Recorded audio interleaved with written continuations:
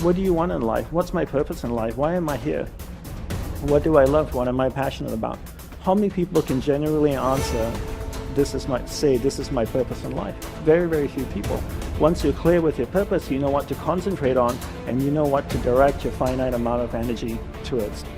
If you're conditioned, it's because you have allowed yourself to become that. And if we conditioned ourselves to believe certain kinds of things, and one of the things that we kind of believe and hang on to and live with is this whole idea that all of the things that happened to me in my past are what are keeping me from doing what I'd like to do today. So we hang on to these things and we fill ourselves with blame. You have some options. Here you are exploring the variety of your environment and coming into alignment with who you really are, and then allowing all of that to flow through you too. So in every moment in time, you have the option of focusing in a way that increases and enhances your alignment and your joy, which causes you to resonate with everything you put into your vortex, or something else. There really are not so many other choices, are there? You can focus on a problem. You cannot have enough money and feel bad because you are attached to the money, or you can not have enough money and feel good as you're anticipating more coming. But the consequence or the circumstance of the money does not need to dictate to you how you feel. That is the problem with getting attached to something that you can't control, is that it leaves you like a puppet with no strings. It's about not putting your attachment in all the wrong places, not putting it in what is temporary, but putting it in what is steady. And then in that steady attachment or alignment, then you can just flow it to whatever is currently in your now, flowing through your experience. You can't give away what you don't have. People who are not good at giving away love can't give away love because they don't have it to give away. If I want to give you a dozen oranges, I can't give you those dozen oranges unless I go out and pick up 12 oranges someplace. Otherwise, all it is just empty rhetoric. And the same thing is true of virtually everything in your life. You can't give away love for others if you don't have love in here to give away. If what you have in here is contempt, if what you have in here is anger, if what you have in here is fear, then these are the things you're going to be giving away in your life. Every one of you are drawing a picture with your life. You're the artist. Your hands and your feet are the paintbrushes. And the choices and decisions you're making right now are the paint strokes. You can paint whatever picture you want to paint. You can become whatever you want to become. But your choices and decisions that you're making right now matter. You got to have the grit and the tenacity to push forward and give it a little bit more than what you have right now. Don't wait for the perfect timing. The perfect timing is never going to come because there's no such thing as perfect. There's never going to be a day where you wake up and you're like, this is the perfect day for me to finally change. All the things have lined up. My inbox is completely clear. I have nothing to do today. There's no distractions. The kids are finally perfectly on their own. Oh my gosh, my husband or wife is finally perfect on their own. Everybody is healthy around me. Everything is just perfect. The day is sunny and bright. And oh my gosh, look at all this gold that just happened to appear in front of me. It's not going to happen like that. You need to say, okay, there is never going to be a perfect time, so you need to set a D-Day. Literally, a day in which you say, that's the day.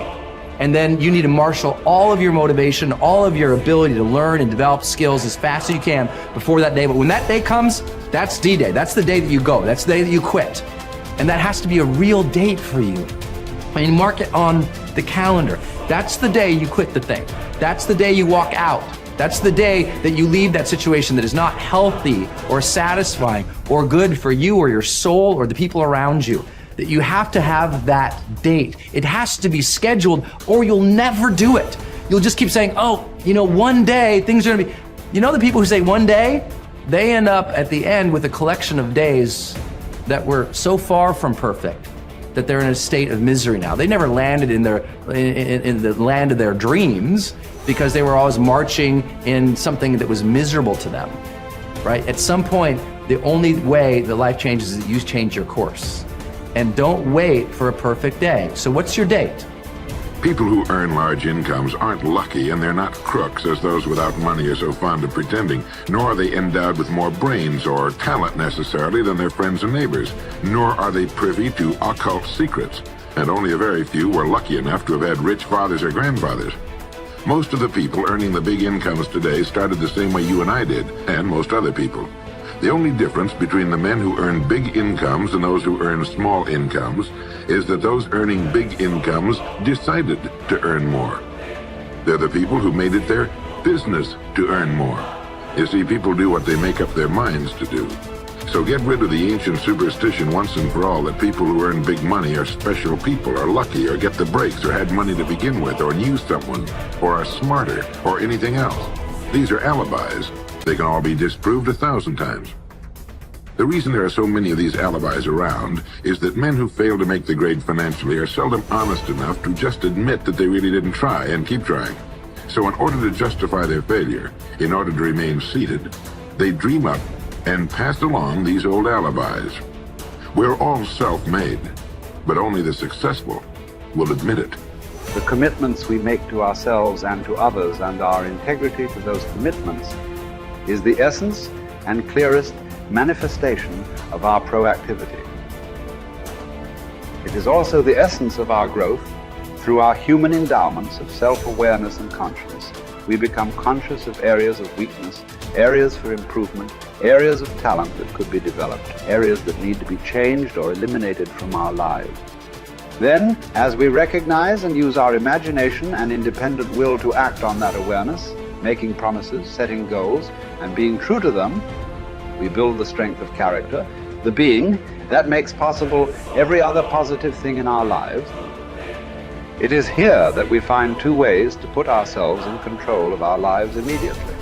We can make a promise and keep it, or we can set a goal and work to achieve it. As we make and keep commitments, even small commitments, we begin to establish an inner integrity that gives us the awareness of self-control and the courage and strength to accept more of the responsibility for our own lives. By making and keeping promises to ourselves and others, little by little our honor becomes greater than our mood. The power to make and keep commitments to ourselves is the essence of developing the basic habits of effectiveness. Knowledge, skill, and desire are all within our control. We can work on any one to improve the balance of the three.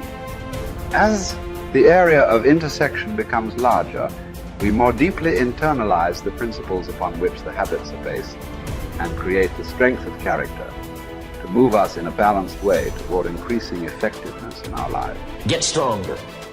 You can develop the muscle. You can develop the courage muscle. You can develop the inspiration muscle. You can develop the dedication muscle. You can get stronger. There isn't anybody here that can't get stronger. Next time we see you, may not even recognize you. How strong you're going to be able to become in language, in style, in personality, the ability to cope, the ability to handle with anything that happens, no matter what happens. And the third one is get better. We can all get better. I've gotten better. First talk I gave, I stood up, my mind sat back down.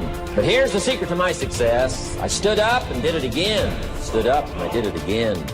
And I did it again, and I did it again all those many years ago. I did it when I was scared, and I did it when I didn't want to, and I did it when I was ill.